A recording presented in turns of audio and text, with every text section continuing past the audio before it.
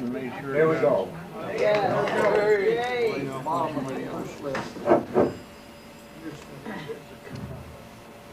Testing 1 and 2. Testing 1 and 2. Testing, testing. Is that better?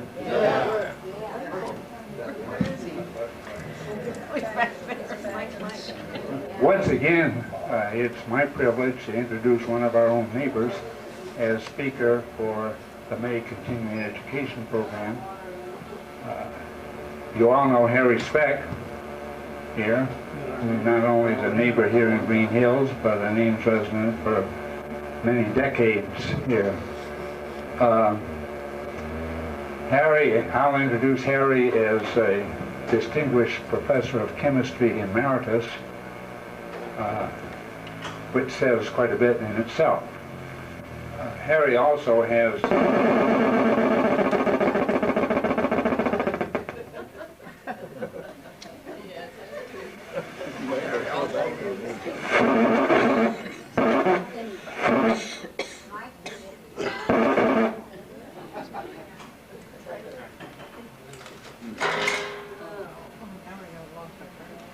the alternative pills, and I discovered that one of them was a damn water pill, and they drive you nuts.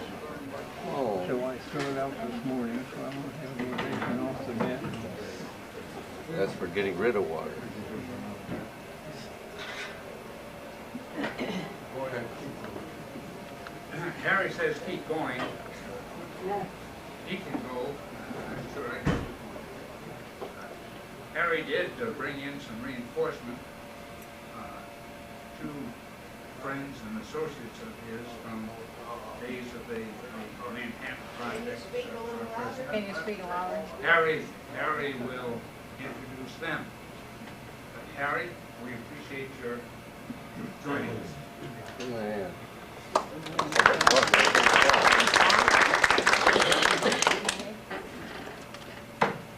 These things never work when you really want them to work. But anyhow, I'd like to introduce two friends that were on the Manhattan Project at the time that I was there. And one was Frank Spedding. He's over here. Yeah. The other one was Harvey Wilhelm, and he's over there. If I walk over here next to Spedding, you have an idea how big Spedding had with us. Spedding had all the contacts. Everybody seemed to know Spedding's attributes. Wilhelm was a physical chemistry professor who was concentrating his research on the physical chemistry of metals. Oh, here he comes. You're doing fine. Yeah, you're doing fine. We can hear you. But my voice won't hold up.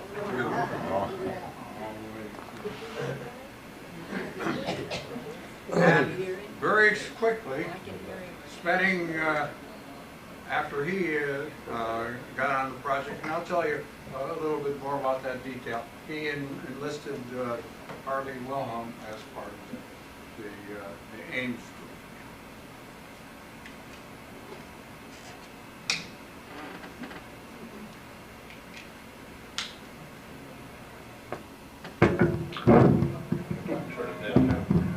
Okay.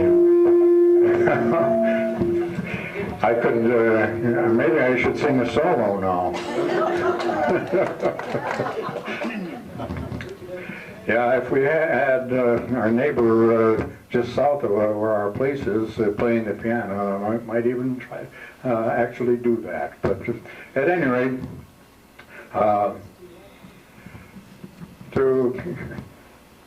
after all this interruption, now I've lost my train of thought. So I'll have to go back and look at my notes.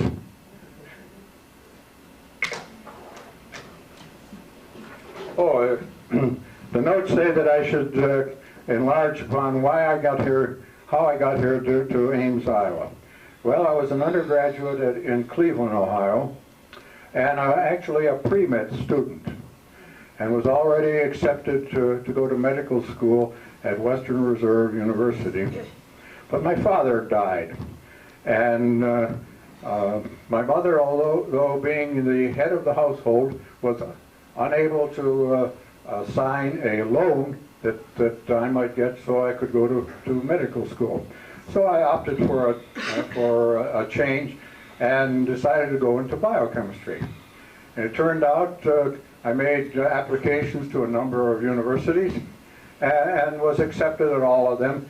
But Iowa State was offering $54 a month as a stipend. Everybody else was offering $45. So here I am, and I've been here ever since the middle of June in 1941. Okay, well, about that time, over in Europe, there was a lot of ferment going on about what atoms were all about. And I don't know, when I decided to give this talk, I asked a lot of people how much they know about these things, and it turned out they didn't know a whole lot. So I'll review what was the state-of-the-art knowledge about that time about what atoms were. Well, it turned out the Greeks, and if we if all of the people going through colleges now were classically educated, they would know Greek and they would know Latin. Well, the Greeks had a word for everything. And there was a Greek philosopher, I think his name was Leucippus, in the 5th century BC, that's 2,500 years ago, who decided that in order to explain everything about the universe, it was mainly empty space. But there had to be some kind of solid things in it, and he said these would be atoms. And didn't know very much about what atoms were going to be, but they were little solid things, a building blocks on all the solid material in the universe. The idea was taken up by Aristotle, and there was one of the problems as you get older and older, you kind of forget some of the things that you thought you knew very well. But anyhow, I can't remember the name of the fellow who wrote the so-called 11 or 7 lost books in the Greek literature. And he took up this idea of atoms. And then there was a Greek physician by the name of Galen who also took up atoms. That was 2,500 years ago. And it languished, the idea languished until about the 16th century. Then the 1700s. And then it was taken up again by Newton. And Newton thought maybe atoms was a good thing because it would explain some of his ideas about what the universe was all about. And then a Scotchman by the name of Clerk Maxwell also took up the idea, but he infused electrical fields and magnetic fields into the idea.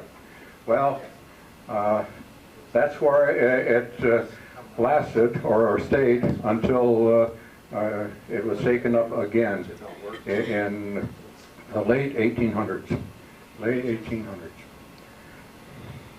Now I have to go back and review my notes.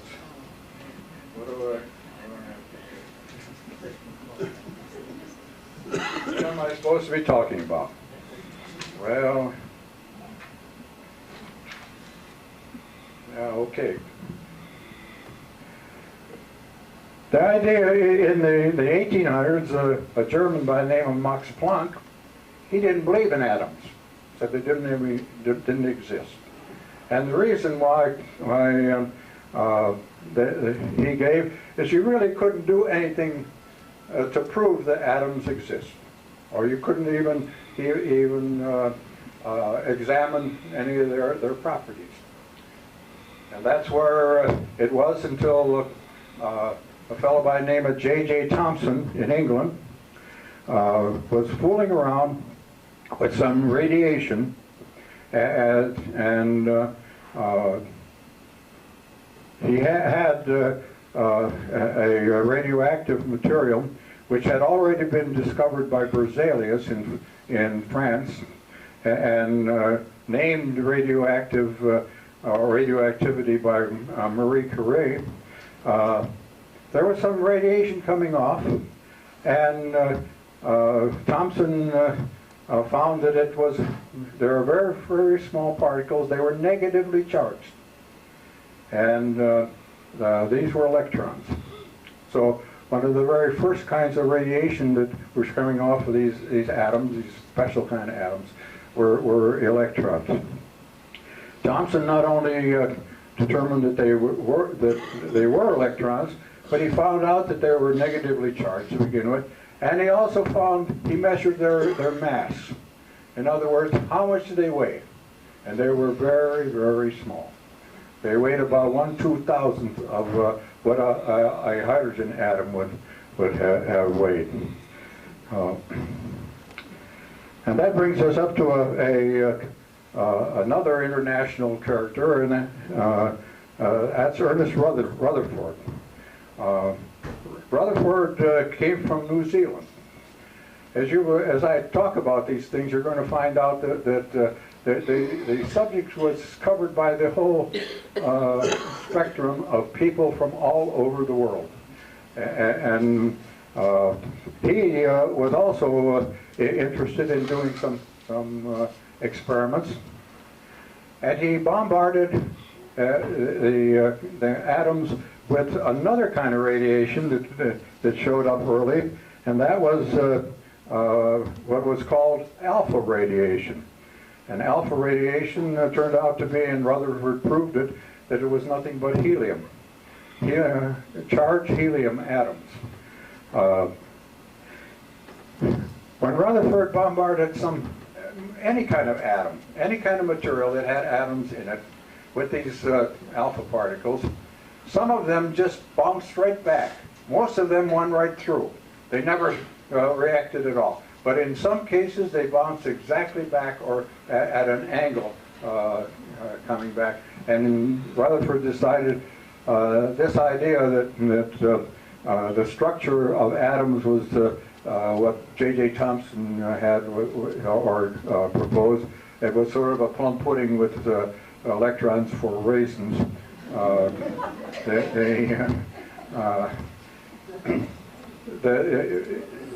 Rutherford said, to be sure, atoms were mostly empty space. There was electrons in it, but they were only attracted to this very heavy core material, which was able to bounce back to reflect an alpha particle. It had to be heavy.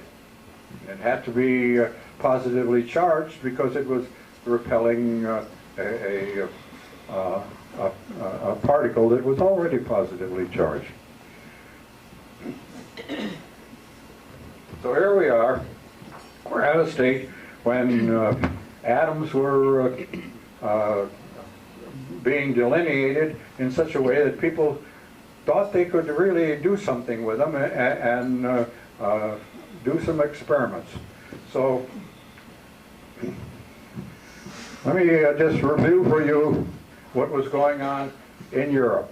Everybody got into the act, into Rutherford's act. In the meantime, in 1932, a fellow by the name of James Chadwick discovered that there was a third particle that was involved in these atoms, and that was something that was just the same weight. It had the same mass as a proton, which was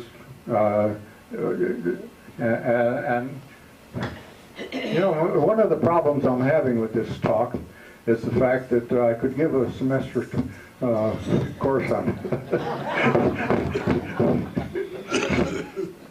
But anyhow, Chadwick discovered neutrons, and that gave everybody the idea, let's bombard everything with neutrons. There were people from all over England, Germany, Italy, Hungary, who were doing experiments, bombarding everything that they could lay their hands on with neutrons. And that brings us up now. I'm going to skip a lot of what was going on to the time of two Germans, one by the name of Hahn, he was a chemist, and Strassmann, also kind of a physical chemist. He was actually, I think Strassmann was a physicist, but he did more chemistry than physics, which was not unusual at the time. But Strassmann bombarded uranium. And why he picked uranium out of 92 elements that were known at that time, I don't know. But he did.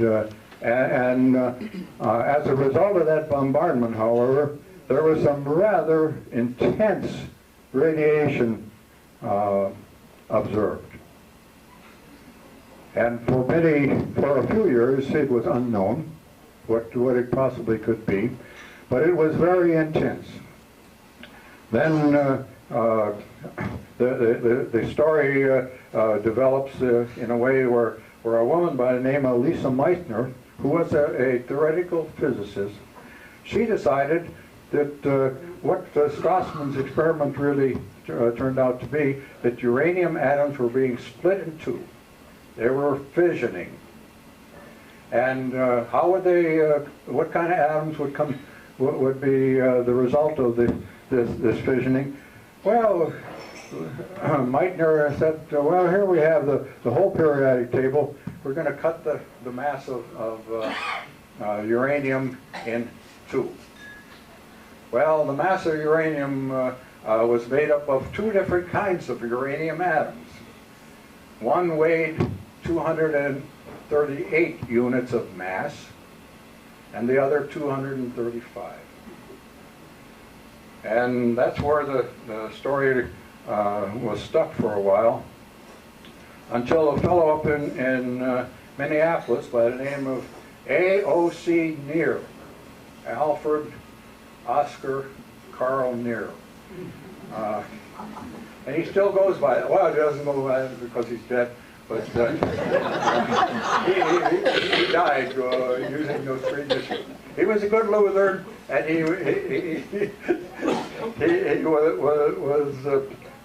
he went through all the routines that the good Lutherans go through, and he got a third name, and that was Carl. But he was able to, with a mass spectrograph, separate uranium-238 and uranium-235, and then some experimental physicists in both Europe and in the United States bombarded the 235 a little bit. He had a few micrograms of 235, but he got these intense rays that came off of the 235. He bombarded 238 with some neutrons. So that proved that we needed 235 to have fission take place. Well, now when you add up the mass of uranium-235 and you add up the mass of what the particles, the resulting fission particles, there's some left over. And now Einstein's equation comes in. And Einstein said that energy was related to mass and the square of the speed of light. M equals mc squared. Well, the speed of light is a very, very big number. And you don't have to convert very much mass to energy, and without getting a lot of it, a lot of energy. And then now the idea of a possible source of atomic energy was right in front of us all. The thing that was worrisome, however, was the World War II was on, and the Germans were involved with a lot of experimental physics. And now, could they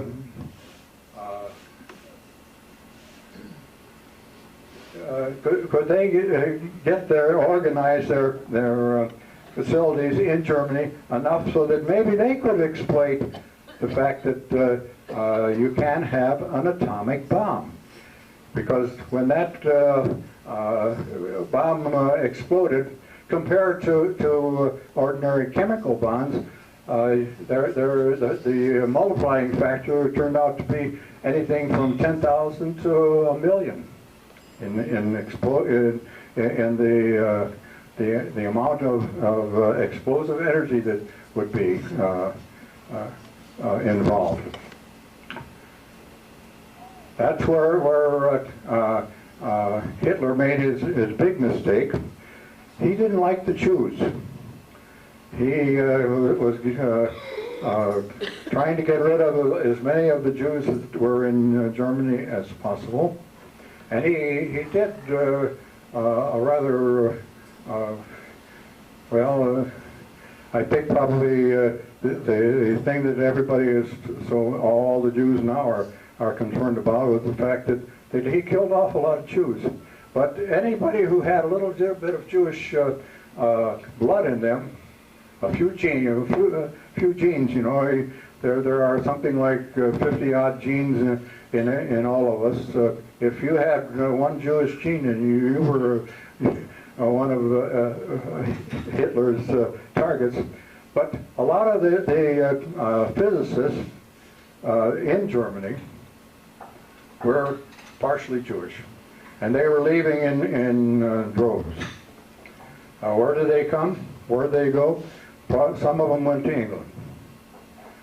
A lot of them went to the United States. And I think that was probably one of Hitler's greatest contributions to the United States as a result of the World War II. Okay, now I got off the track.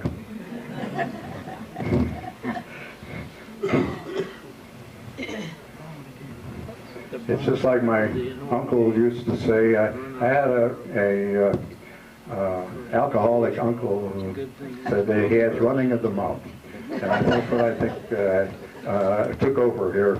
But anyhow, I'll get back on the track here and see what I was supposed to be talking about. Well, there are two reasons why developing an atomic bomb in England or Germany was obvious. Both of them were under attack. Germany was besieged, England was besieged. Second of all of their, or a lot of their industrial capacity was already spent making tanks and all the other things that were involved in war, airplanes included. So they were not in any shape at all to do anything in England or Germany. The United States was untouched. Nobody was bombing us. We had a lot of very talented physicists. We had a lot of very talented chemists, engineers, various people who could be put to work on this particular problem.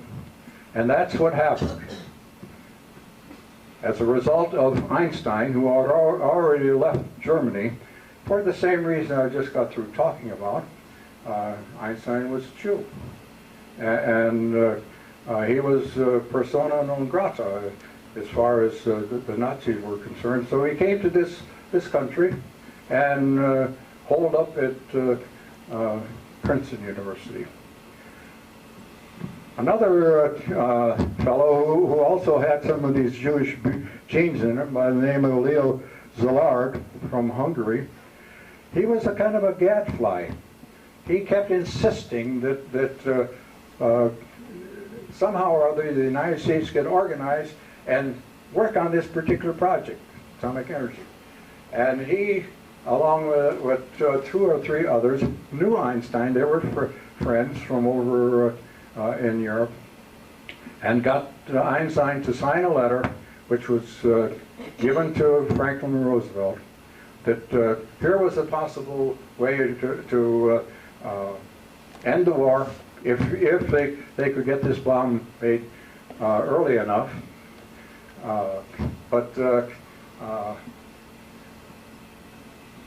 In order to do this, they would, or by doing this, they would beat any possible competition they had from Germany.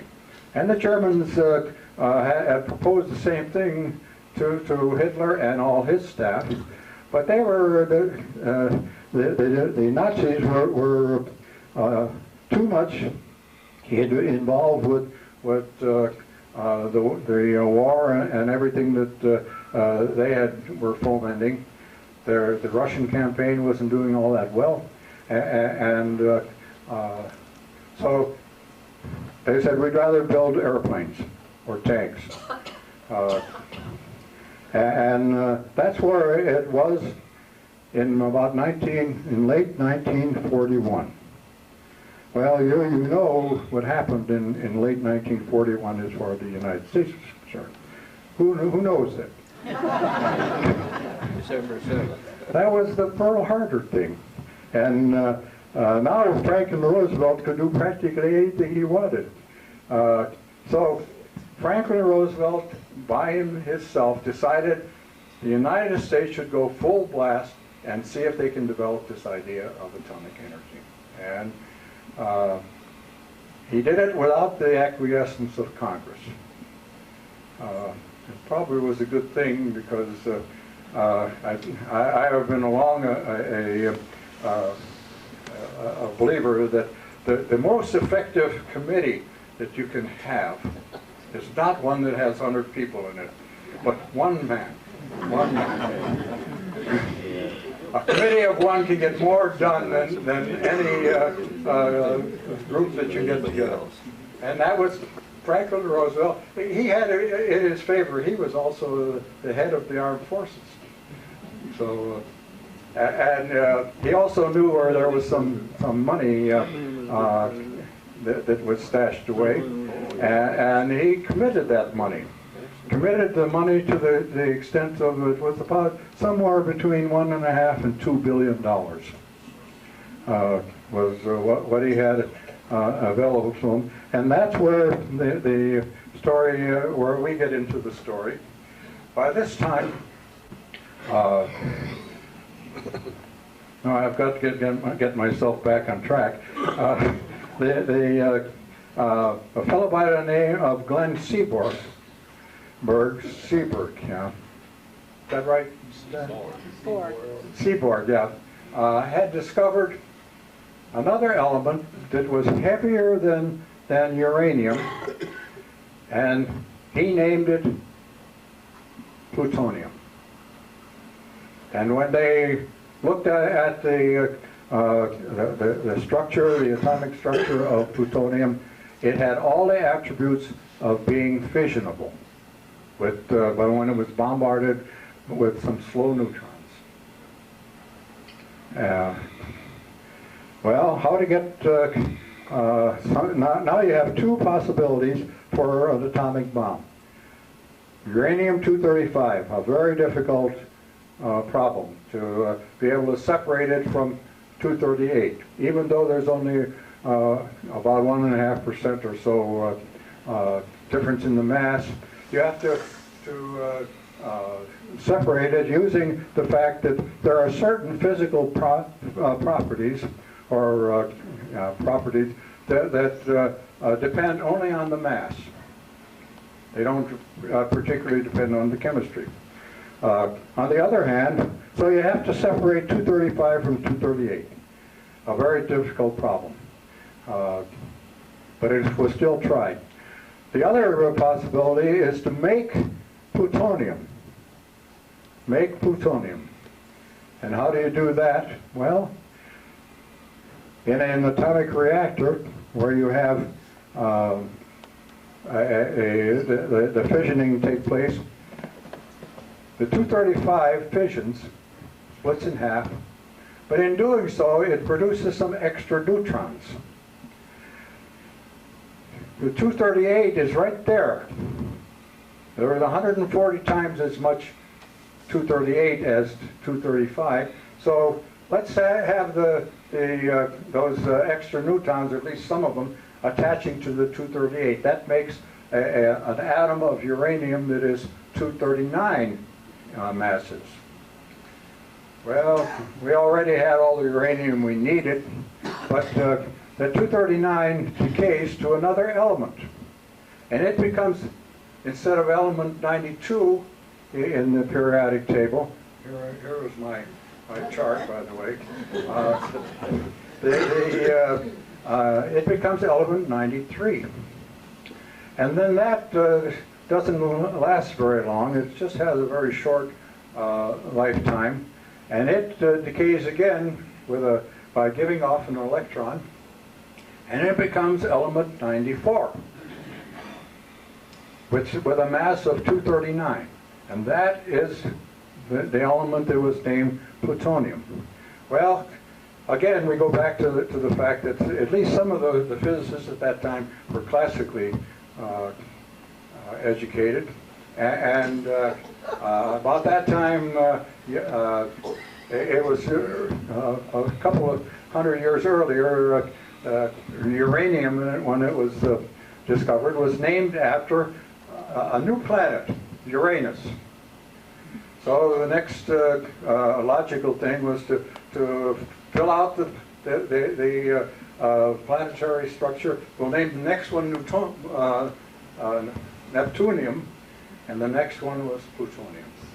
Well, now, how to get plutonium? I just got through telling you that all you have to do is to let some kind of a reactor go along for a while, and there ought to be plutonium involved. Now, the salutary thing about that is the fact that now, instead of separating, depending upon separation of two kinds of atoms on their mass, you can do some chemistry. The only problem with this chemistry, however, was that nobody knew anything about the chemistry of plutonium.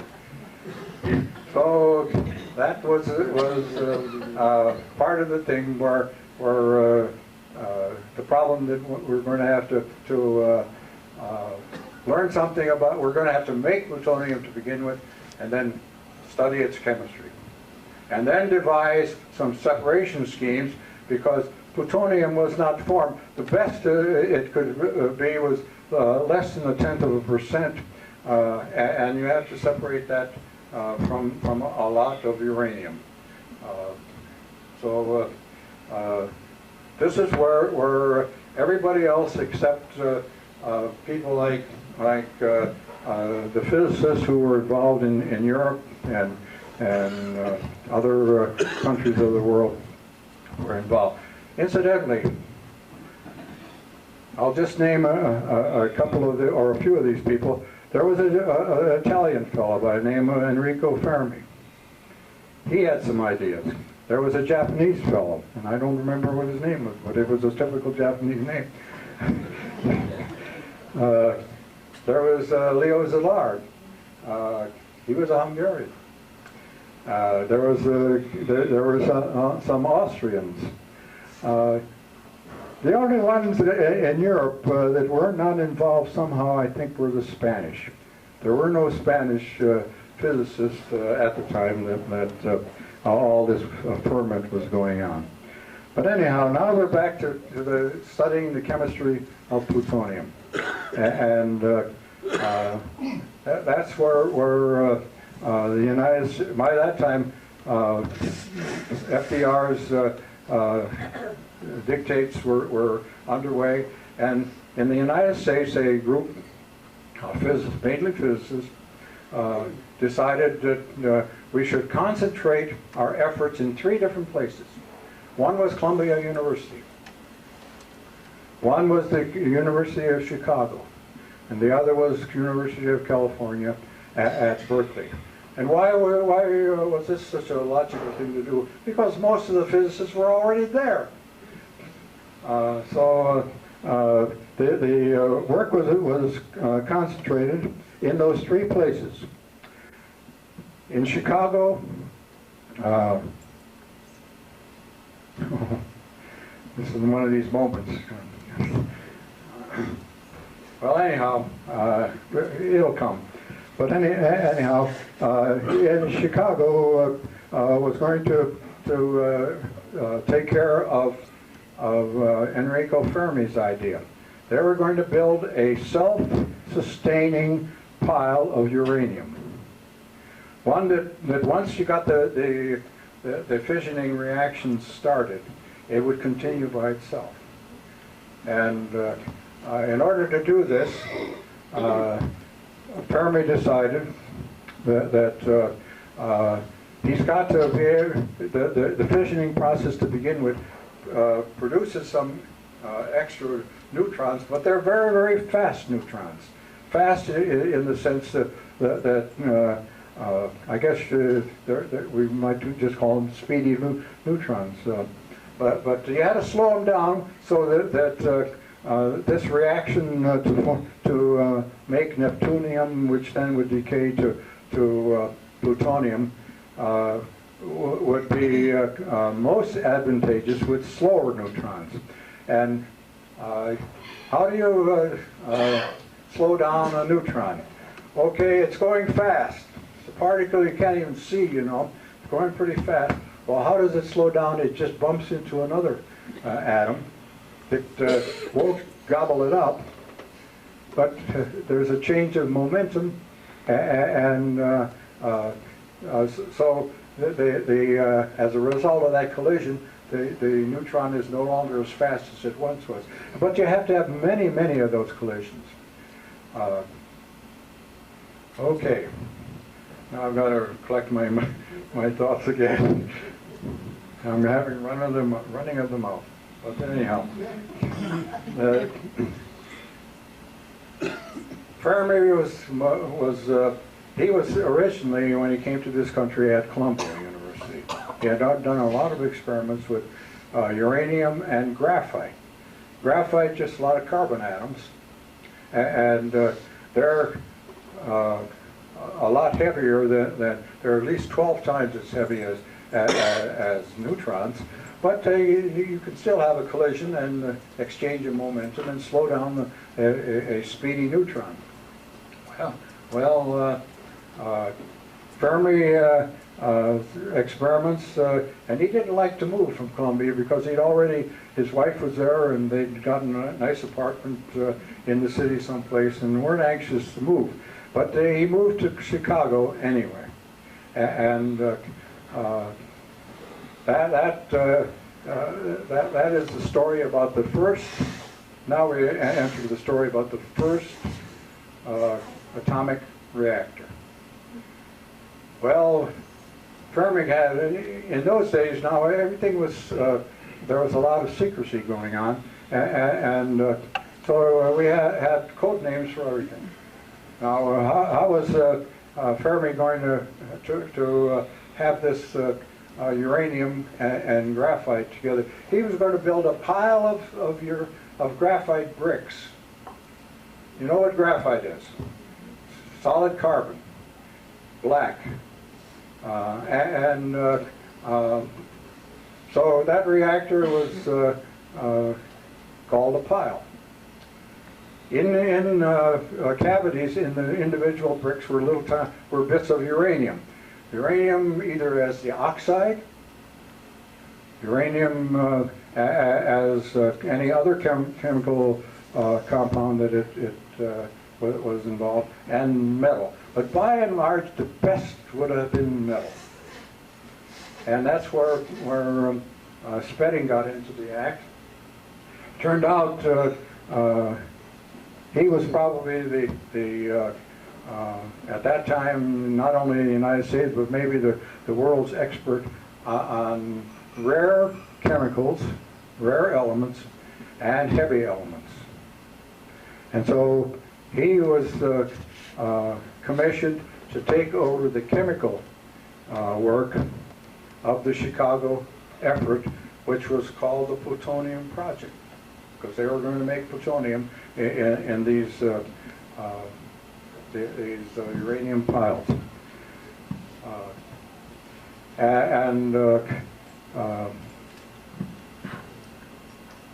Spedding got Wilhelm involved.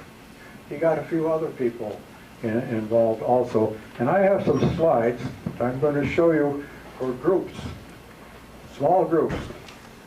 These groups are a bunch of kids. There were, I have one of them here, Dick Thompson. Where's Dick? Okay, Dick.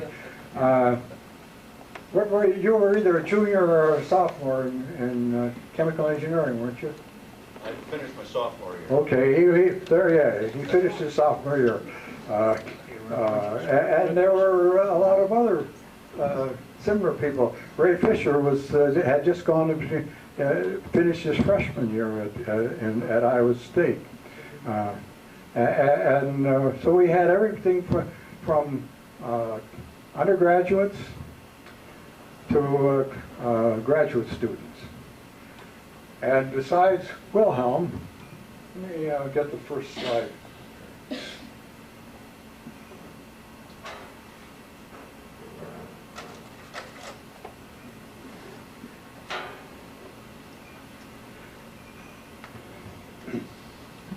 Here was what Spedding had available to him. These are the professors in chemistry at the time that I came to Iowa State. So Spedding got involved with it. He was already wrong. Wilhelm was involved. And the other one, I.V. Johns. Wilhelm's main attributes was the fact that he understood metallurgy. I.V. Johns' main attributes was the fact that he was a microchemist. He was able to deal with substances at the microgram level, and a microgram being 1/1,000,000th of a gram. And so he was involved, because we're going to, in order to learn about the chemistry of the plutonium, we're going to start out with very little of the stuff. So that's where his why he was involved. John Wilkinson was taken on as a consultant because at one time John had a graduate student who tried to make uranium. The only trouble with John Wilkinson's graduate student was, at the time, uranium was, oh, here it is. Uranium was considered belonging to the same family as chromium, molybdenum, and tungsten. And everybody knew how to make chromium, they know how to make molybdenum, and they know how to make tungsten. And it was just one of those things like shooting fish in a rain barrel, that the problem was pretty much already solved for you. All you had to do was take a uranium compound. It was just like the tungsten compound that was used to make tungsten, and do the same chemistry, and you had uranium. Bang. It didn't work though.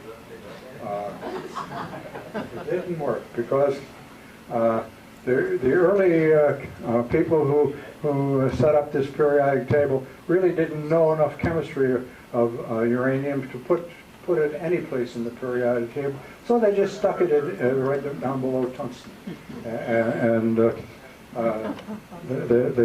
that's where it stayed up to the time and through the World War II period.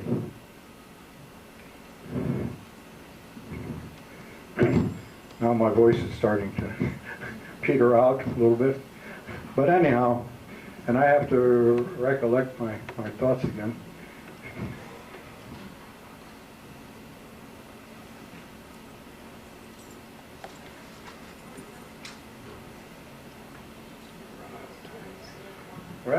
to show some slides.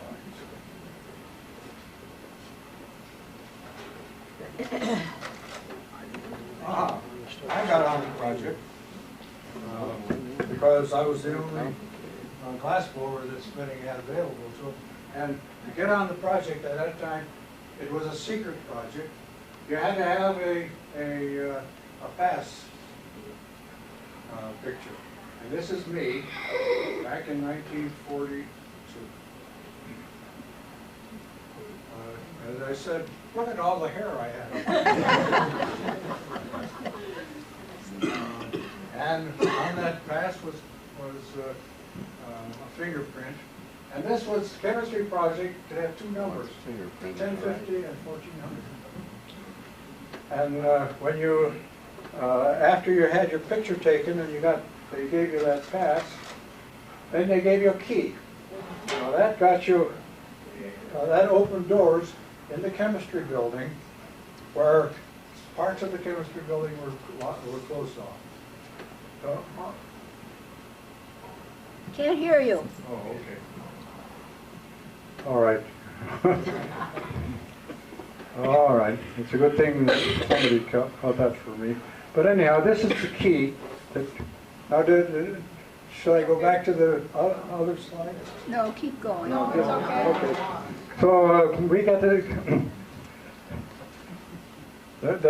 barricades in chemistry set all the rooms on the what would be the east end of the first floor, the part of the stub corridor going off that, and most of the basement.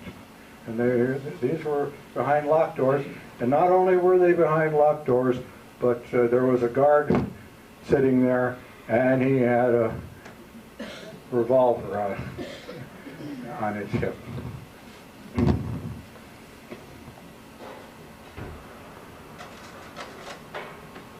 Okay, here was one of those groups.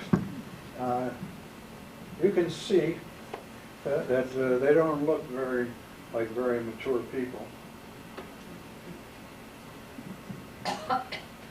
Wilhelm, just past 40. Can't hear you. Mike. Okay. Am I now on track? Wilhelm had just passed 40. This was one of Spedding's graduate students, Adrian Dana. Some of you may have known Adrian Dana. This was a fellow who got into, he was a chemistry student up at the University of South Dakota. This was Primo Quixote. One of the, now what was happening, we were getting men from the Army who had the proper pedigrees to come in and do some chemistry in Ames. And some of you knew about Don Alman, and this is Don Alman. This is Norm Carlson. This is Wayne Calderwood. Many of you might know Wayne Calderwood. But this was Spedding's, or this was Wilhelm's group, and I'll refer to them just a little bit later. And then this was a group headed by Wayne Keller. Wayne Keller happened to be the first graduate student that Spedding had when he was at Cornell University, and brought him to Ames to help with the project. This is me. This is Cliff Hawk. Those of you who were involved with the Hawk Chemical Company, he was the starter. This is Dick Thompson. And when Dick came, I hadn't seen Dick for many years, and when he said, "I'm Dick Thompson," I looked at him, I said, "I'd never known who you were if I passed you on the street." But anyhow, he was a graduate student, or he was an undergraduate in Iowa City. This is Jim Iliff, who was Dick Thompson's friend, and who got him to come here. This is Dave Peterson, who became the world expert in thorium chemistry and thorium metallurgy later on. But that was a group of youngsters. Some of them were brought here as Army people. And if you have Army people around, especially if there's a war going on, you have to have an Army sergeant around. And so we had an Army sergeant on the grounds. And an Army sergeant has to do something. So what did he have to do? He was going to make sure that the people that he was responsible for were going to do Army things. And Army things meant that they got them up at 6 o'clock in the morning, and they marched them around on the playfield on the west side of the campus. Well, that didn't go very well with Spedding, because he was depending upon these guys to come to work alert and ready to ramble. But they were mostly kind of sleepy, because the chances are that they worked in the lab the night before until 10, 11, 12 o'clock. No, that just reminds me of what I should tell you, is that there was no 8-hour day in any of this work, by the way. The day was started on Sunday, and it finished, the days started on Sunday, finished on Saturday, and it was 24 hours each day, 7 days a week. And you just caught your goodies when you could. So we have all these young people. There were others who had to do some of that chemistry, and here's a group that was doing the chemistry, doing some of this funny chemistry, and one of them, Ray Fisher, he was just going to be a sophomore. And this got a Christmas card from this fellow, Artie TV Ball, and he's in his mid-80s now, so you can get some kind of idea of what. The unhappy thing about this, as I've started reviewing all of these ideas, is that so many of these people are no longer with us. We had one girl working, or one woman working in the analytical group, and these two were married. And even though the university had a rule against married people working under the same boss, that rule was just ignored. This fellow was the head of the analytical group. And for those of you who knew Velmer Fassel, this is Velmer Fassel. And this is Charlie Banks.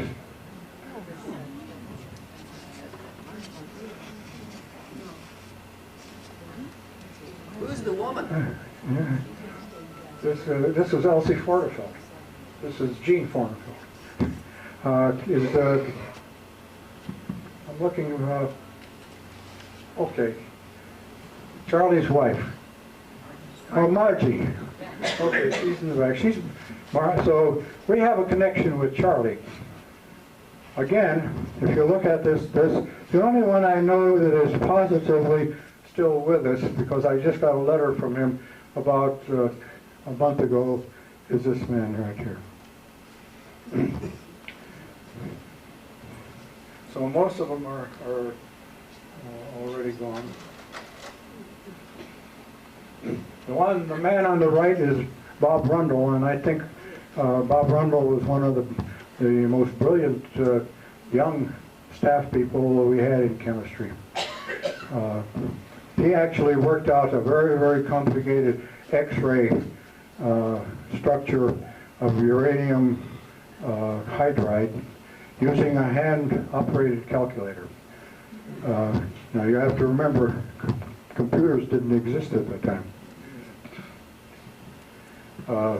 This fellow was a professor. He's now retired at the University of Iowa. And this man had a rather checkered career, but he's also retired now, and I think probably is still alive. So that was the extra group. This is a very interesting group. This is Adolf Voigt. And they were doing radiochemistry. Healthcare center. And again, I know that this fellow is still with us, and that this fellow is still with us, but I don't know very much about the rest of them. I know that this fellow was Frankie Edwards, and he died before he even got to be 40. So, and we did have secretaries, and this is one of the wives of one of the pictures. This woman's name was Esther Polito. This was Erickson. This was Jim Isla's wife. And I have her stapler on my desk. That was Edith Fraser when she left. All right. Now, the project was going along pretty well, and we had, in the chemistry department, produced about 2 tons of uranium metal. It was the purest uranium that ever had been made, and Rigo Fermi just loved it because it was so pure. He put it in as the core of this pile of graphite that he was setting up there under the football stands at Chicago.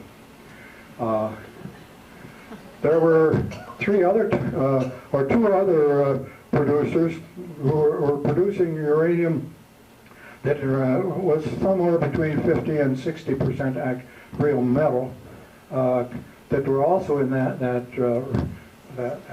pile of graphite, and the rest of the material was uranium oxide. This is a rather interesting building because it was accessed after World War I. It had a dirt floor in it. It was used early in between the wars as a women's gymnasium. They did exercise and archery. Mike. It's a good thing I have they did archery and exercises in that building. It was also used for storage. It was a garage. And just before Spedding and Wilhelm took it over, it was a popcorn laboratory. Now the view I'm showing you there is from the east, and this was the only door you could get into. There was an office right about in here, and there's a funny little story I'll tell you about. And this was the part of that building. It was added to the original building that was now we're looking south. And right across from this road, there's a railroad track running. Now, when during the early part of the project, Spedding or Wilhelm or somebody else would carry bits of uranium to Chicago. To get on the train, actually we had a sleeper car on the side track here down at the depot, and you get on the train, and the next morning you'd be in Chicago, and you take that uranium piece to where Fermi was building his pile. Now, uranium is a very heavy material. it has the same density. That means that the density of uranium, the density is the weight in grams for a cubic centimeter. That's about 3/8 of an inch on the side. Is 19 grams. So it has a density of 19. We were shipping this stuff to Chicago in billets, which were 4 inches in diameter and about 18 to 20 inches long. And they weighed about 250 to 300 pounds. They were, each one was put into a nice little white pine box, and I remember as a woodworker during the war, and you couldn't get wood very easily, I cast very covetous eyes at some of that wood that was being made into boxes with uranium. But anyhow, it had a handle on each side, and then the 2 husky guys each one would get on one of those handles and stagger across the road. And across the road was a boxcar, and there might have been 2 or 3 of those boxcars. And the door on the side of the boxcar was open. Okay, so any casual passerby would look and say that boxcar is empty. Okay, well, the weight of the uranium was so great. Now you've got a piece of, it's about 5 3/4 inches square. We're going to put that in this boxcar, but if you put it in the middle of the boxcar, you'd have a sway back car. So where was the boxes stowed? Over the wheels. Over the wheels. Now, that casual visitor who passed by and saw those open doors didn't see anything where the doors were open, because there was only a layer, 1 layer thick, of these boxes with uranium in them over the wheels. And you'd have to peer in both sides to even see them. But the casual visitor would see an empty boxcar come in, empty boxcar go out. And early during the war, there were military soldiers with machine guns stationed by on these cars. After they found out that was probably overkill, then only 2 visitors would come in with each boxcar, and they would be dressed in jeans and kind of nondescript clothes. So what was the common lore that was going around was that these boxcars would come, these empty boxcars would come in with 2 hobos.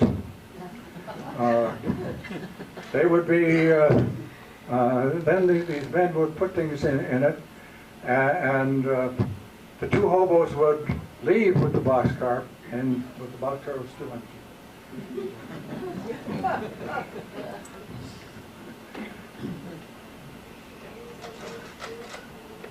Okay, now where was this plant that I just got through showing you? This is the Dairy Industry Building. There is another building here now. This was the Collegiate Press Building, and I think that's now called the Hamilton Building. And I think this was Shattuck Theater. It was an old sheep barn. It was converted to a theater. And this was the Little Ankeny. And the reason it got the name Little Ankeny was because there was a shell loading plant down just south of the main part of Ankeny. Ankeny was really a small town then, very small. And they were loading bombs and artillery shells with TNT and other chemical explosives. And of course, all these queer things that were going on had people talking and wondering. And if you're like a lot of people, you just wonder what's going on. But anyhow, Ankeny was a big place. There were many, I think, several hundred acres of land devoted to that shell loading plant. This was just a small part. So it just got to be known as Little Ankeny. Little Ankeny. I heard that before. Let's see where I am.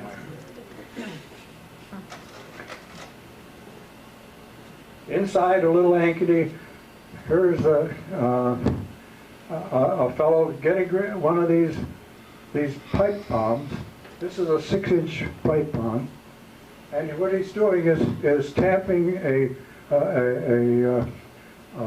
layer of lime, that's calcium oxide, in between the inside wall, and then he has a mandrel here.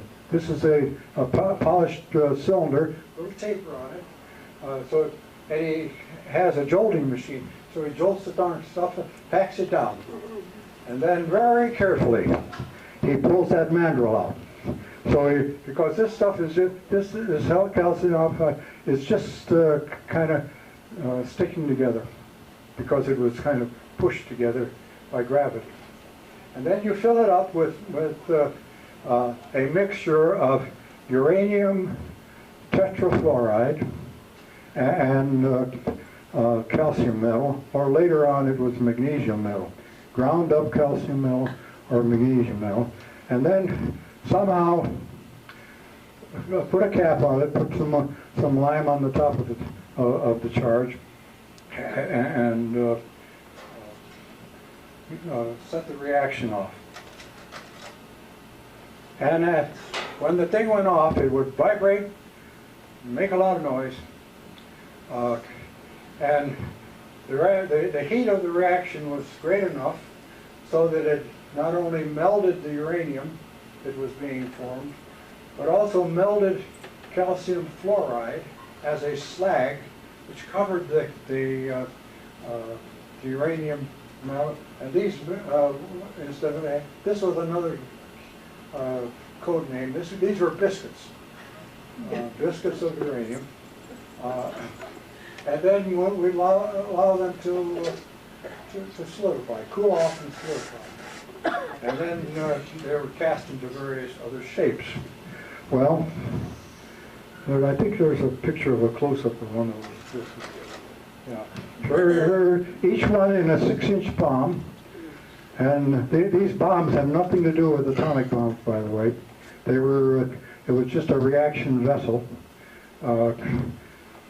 This, as you see, weighed 42.03 pounds, and it was 99.05% pure uranium. Most of the impurity, which would be that 0.95%, was some carbon or something that had come out of the lime that had been between the reaction and the wall of the vessel. Well, now, this sounds like a very simple thing to describe. It is a simple thing to describe, but setting it off was really a problem. And either you had to put a wick or some kind of a fuse into that mixture of calcium fluoride or uranium tetrafluoride and calcium to get the reaction started, or you had to heat the thing to begin with. And so, since putting a fuse in, it wasn't always positive, we concentrated on only heating them. We would heat them to about 900 to 1,000 degrees Celsius. And about that time, there were enough contacts between the calcium metal or the magnesium metal and the uranium to get a chemical reaction started. And this is an exothermic reaction. Exothermic means that it gives off a lot of heat. It gives off enough heat to not only get the reaction going, but and keeping it going, but also to melt the uranium. And uranium now melts at 1130 degrees C. 1130 degrees C. If you multiply that by 9/5, you get an idea of what the Fahrenheit melting point is. But it also melted the calcium fluoride. And that slag was very important because this is a reaction that is carried out in air. And so uranium being a metal that reacts very easily with oxygen, you have to protect it from the air. But we had in one instance we had not only the reaction going, but also being able to protect it from air. Sometimes the liner, that ceramic liner didn't work very well, and when uranium hits iron or steel, it forms what is called, the metallurgists say, it goes into solution. Either the uranium dissolves into the iron, or the iron dissolves into the uranium, and I'm not sure that I can tell you which is which. But anyway, what happens when you have a contact between molten uranium at 1100 or even higher degrees C and iron? You get a hole. You get a hole. And so, especially at the time when we were using magnesium as instead of calcium, magnesium, we call it vapors of magnesium now. Magnesium is mainly a vapor at this temperature, and it is squirting out of that hole and reacting with the air immediately. And it might have squirted out of the hole anywhere from 3 to 4 feet, sometimes even more. So we there were some failures in some of these reactions. There was also the problem of some of this lime that was being used as the liner had a little moisture left in it. So what does calcium and water do when they get together at these temperatures? They form hydrogen. And now if you have hydrogen coming out of these things, or if the hydrogen was just somehow secluded within the pond, you had a bomb. You had an explosion. And the explosions sometimes were rather fierce. There's one classical explosion that I'll just tell you about. It moved one of the walls, the outside walls, about 2 to 3 feet out of a line, being plumb. Well, you have now you have people. Only special people are allowed in this building. So the fire department would come, and they had to stand outside while everybody else that was allowed in the building would take care of taking care of any fires or explosions. And even in my time, I didn't come on until some of these things were well along. I can remember the main tools that one had for getting a wall back in alignment was a sledgehammer and a crowbar.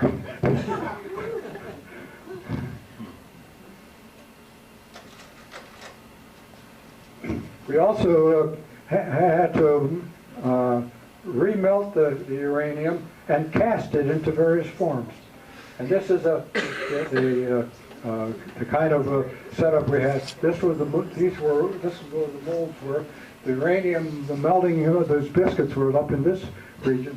This is a quartz thimble, and which is essentially a glass thimble. And I'll just mention this thing. This is one of those gadgets.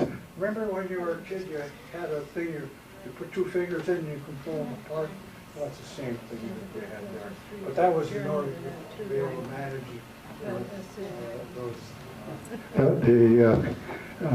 the quartz thimble. Okay. I know you're over time, but I told you I had running in the mouth. The secretaries didn't like those explosions. And so it was hard to keep the explosion. And here was a cartoon that, and if you read it, said, well, little like it's easy to rebuild this and repair this building, but good secretaries are very hard to get. Let me see what else I have here. Yeah, that's the rock.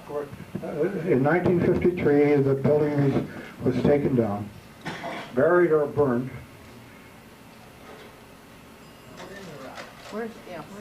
Well, the rock is just about where the building was.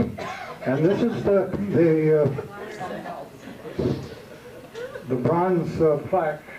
It says, on this site between 1942 and 1946, over 2 million pounds of uranium metal, and that is the purest uranium that had ever been melted, were produced for the Manhattan District Project by F.H. Spedding and his associates. And I just got through showing you who some of the associates were. A whole bunch of kids.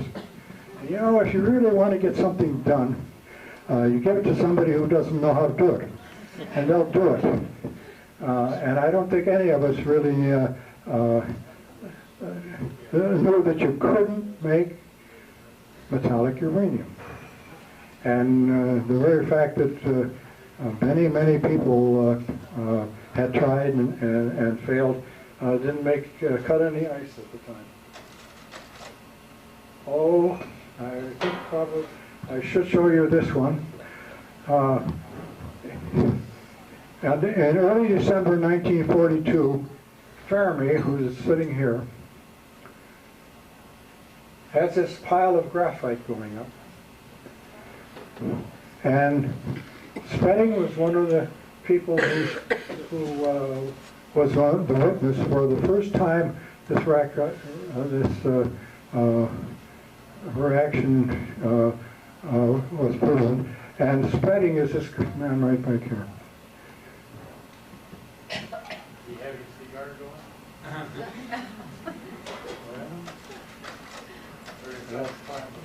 Oh, we were the only college in the United States that was given an Army-Navy E-flag for production. Those 2 million pounds of uranium that we produced was at Iowa State College. And there wasn't another similar place in the United States that had that honor.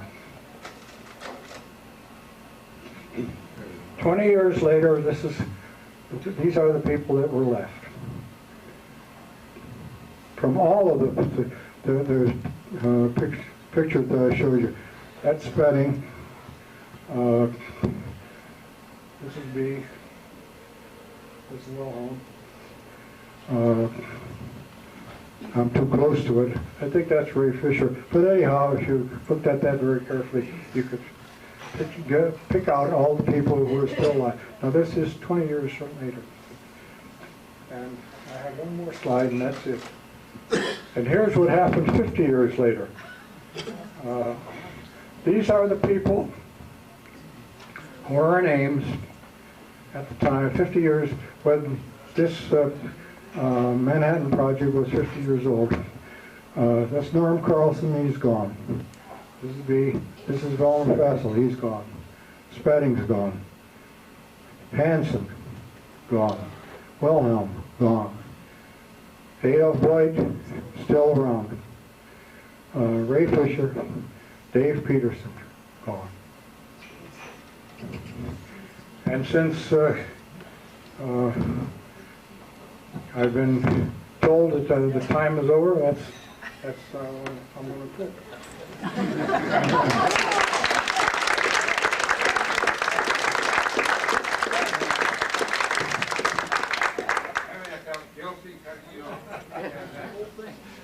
That's all right. I've been cut off before. Why if I had Signed your up for lunch too. sweatshirt, I'm in I would trouble. have done very much better in chemistry.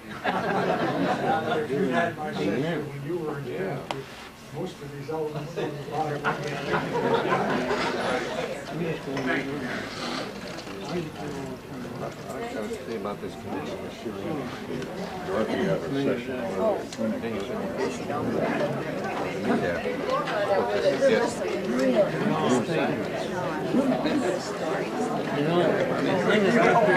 Very interesting, even though you don't understand. This reaction took place in a shell casing. This thing got red hot, didn't it? Yeah, I didn't quite understand that. How they could have an explosion. Artillery shell and stuff like that. They did that in this little building. They didn't do it down there. Yeah, I don't understand.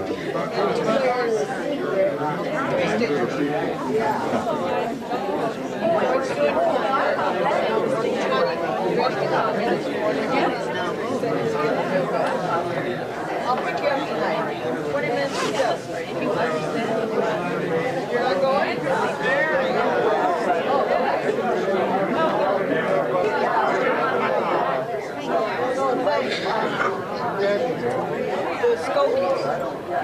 Skokies got it. So you have to they gave you the wrong name. That was not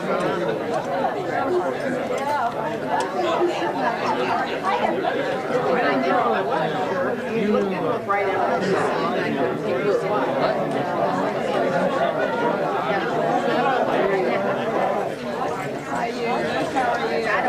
Dale? Well,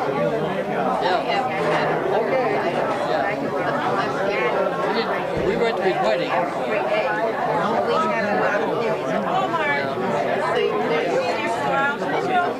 I know you were a good friend of his.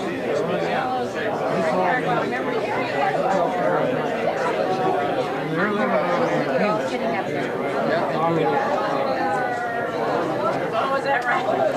We know his first wife. Yeah. She went down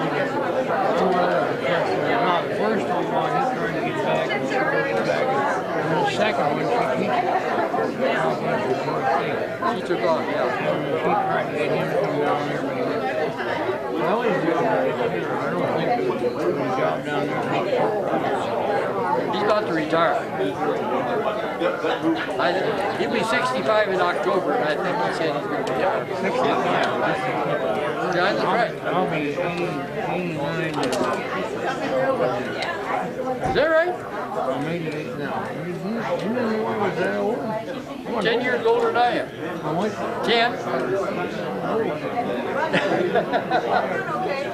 Well, I have a very big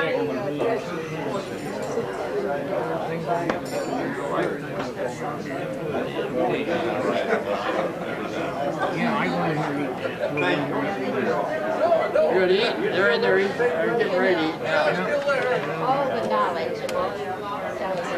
They get a place for me. I sign up permanently for noon and evening. That's right.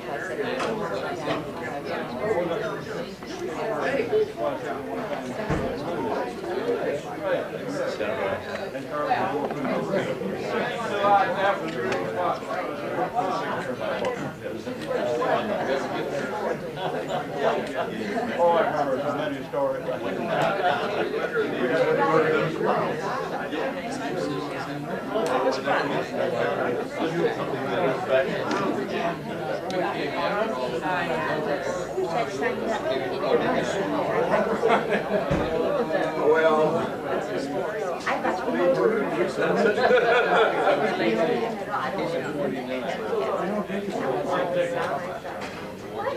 Is this when he was student? You know, I did.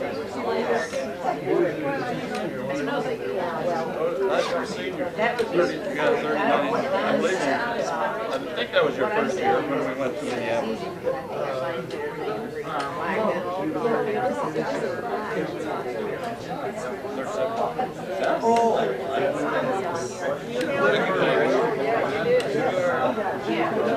He told me how old you were, now I couldn't believe it.